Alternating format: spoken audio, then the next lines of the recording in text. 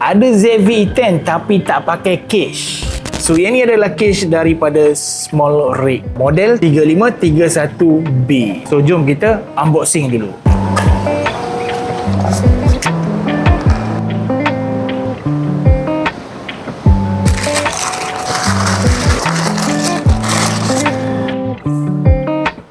Okay, so inilah dia cage daripada Small Rig. So apa yang bestnya pasal cage ni, kenapa kena dapatkan? Satu, dekat dia punya cage ni, kiri, kanan, atas, bawah semuanya ada mounting screw. Dia punya material dia aluminium. Dekat bahagian bawah ni dia ada getah untuk support. So yang ini dia punya lock. Kalau kita masuk dekat body camera baru kita lock.